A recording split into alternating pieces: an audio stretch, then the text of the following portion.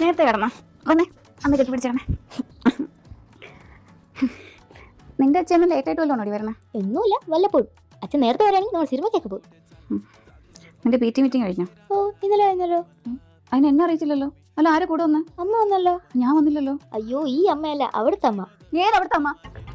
എടി മേലാല പിശാചിനെ അമ്മാനെ കുമ്മാനെ വല്ലതും വിളിച്ചാലുണ്ടല്ലോ. നിനക്ക് അമ്മാന്ന് വിളിക്കാനേ ഇവിടെ ഞാനുണ്ട്. അങ്ങനെ കണ്ണി കണ്ടതിലൊന്നും നീ അമ്മാന്ന് വിളിക്കണ്ട. അല്ലെങ്കിൽ തന്നെ സ്വന്തം അമ്മ ഇവിടെ ജീവിച്ചിരിക്കുമ്പോൾ അവൾ എന്തിനാണ് അവിടെ വലിഞ്ഞു വന്നത്? അത് അന്ന് അച്ഛൻ ലീവ് ഇട്ടാത്തോണ്ട് അച്ഛൻ പറഞ്ഞിട്ട് വന്നത്. അച്ഛൻ ലീവ് ഇട്ടില്ലെങ്കിൽ എന്നെ വിളിക്കണ്ടേ? ചോയോ, അമ്മ പെട്ടെന്ന് വിഷമം കൊണ്ട് പറഞ്ഞല്ലേ. ശരിക്കും ദുഷ്ടത്തിൽ ശ്രേയ കാരണം അമ്മയുടെ ജീവിതം ഇങ്ങനെ ആയത്. അവളെ പരിചയപ്പെടുന്നതിന് മുമ്പ് അച്ഛനമ്മ എന്ത് ഇഷ്ടമായിരുന്നു അറിയോ?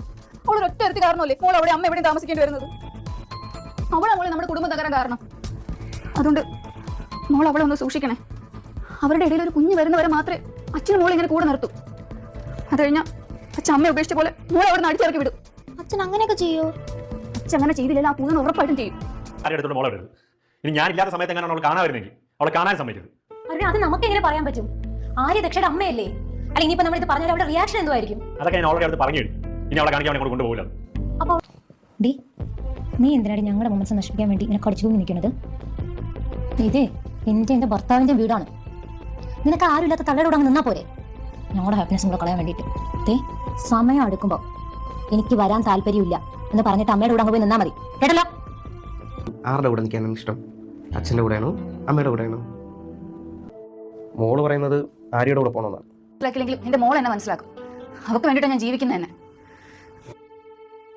മോളെ, നാളെ ഒരു സമയത്ത് കോടതിയിൽ ആരുടെ കൂടെ പോകണമെന്ന് ചോദിക്കുമ്പോൾ മോള് അമ്മയുടെ കൂടെ തന്നെ വരണമെന്ന് പറയണേ. പിന്നെ മോളെ, അവർ ഒത്തിരി ഉപദ്രവിക്കുന്ന കൂടെ ചുമ്മാ ഒന്ന് പറഞ്ഞേക്ക്. അതെന്തിനമ്മ കള്ളം പറയണ? ശ്രേയമ്മേ അച്ഛനൊക്കെ എന്നെ നന്നായിട്ടല്ലേ നോക്കുന്നേ? ഇടി പോത്തെ, ഞാൻ പറഞ്ഞതൊക്കെ നീ മറന്നു. അവർക്കൊരു കുഞ്ഞുണ്ടാകുന്നത് വരെ നിന്റെ അച്ഛൻ പോലും നിന്നെ സ്നേഹിക്കും. പിന്നെ നിന്നെ വല്ല ഹോസ്റ്റലിലും ഉണ്ടാക്കും. പിന്നെ അവിടെ തവിട്ട് പിണ്ടാക്കും കഴിച്ച് നിന്റെ ജീവിതം മൊത്തം തീരും. പിന്നെ നീ അവരുടെ പോയി അവർ സ്നേഹിക്കുന്ന കാര്യമൊന്നും പറയാൻ നിൽക്കരുത്.